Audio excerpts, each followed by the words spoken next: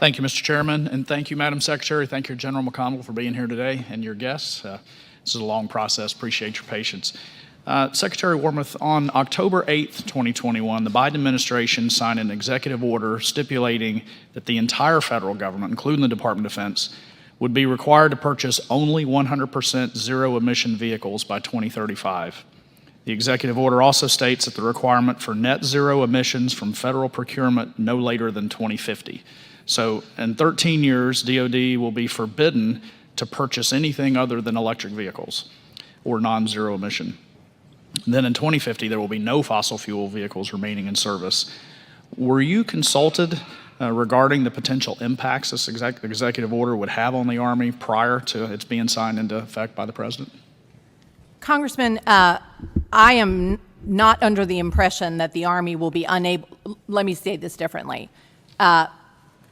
The executive order is not putting up any obstacles for the United States Army to continue to have tanks that rely on fossil fuel, for example. We do have a strategy to move to all light-duty, non-tactical vehicles being electric by 2027, and then all non-tactical vehicles by 2035. But I think that we very much will be continuing to have many of our combat vehicles still using fossil fuel. Okay, I'll need to look at that more closely, because my understanding was that was going to be for all vehicles. Even in light of that,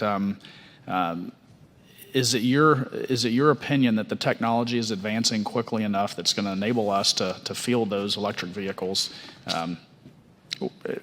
set aside tanks and things like that, but just the general support vehicles that will be necessary? And in general, I'd also like your input on that as well. Congressman, I think for our non-tactical vehicles, I'm pretty confident that the technology is coming along well. I mean, there's some amazing things being done with electric vehicles and hybrid vehicles, and we're even looking at a hybrid version of our joint light tactical vehicle.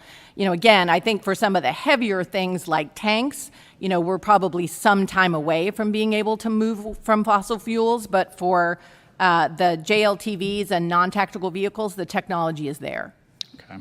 General, your thoughts on? Yeah, my thoughts, Congressman, is, you know, from a readiness standpoint, especially with the bigger vehicles, hybrids probably the way to go if you can reduce fuel.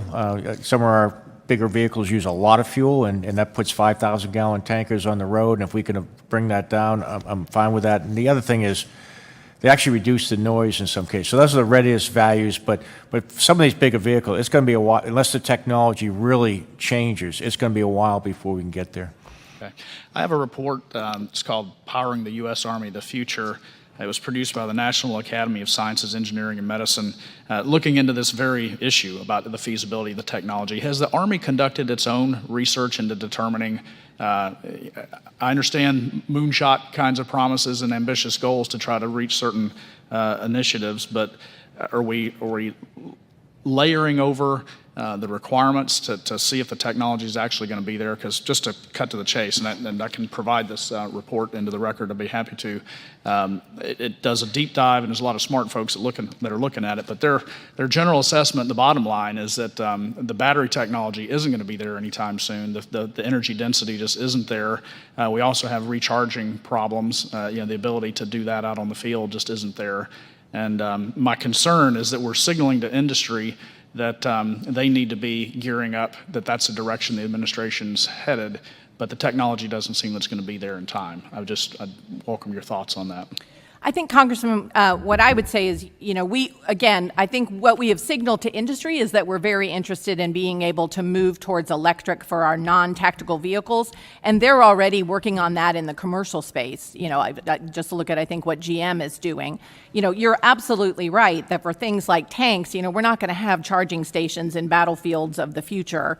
And so again, I think, you know, we're not going in that direction. We still, you know, the folks who build our tanks are still working from an assumption that we're going to be using fossil fuels. Okay. All right. Anything to add on that, General? No, we're looking for efficiency when it comes to fuel. Even, you know, an ITEP engine, the improved turbine engine that we're developing, we're getting a lot more power out of a lot less fuel. And again, however we can best optimize the force, that's what we want to do. Roger that. Thank you, Mr. Chairman. I yield back.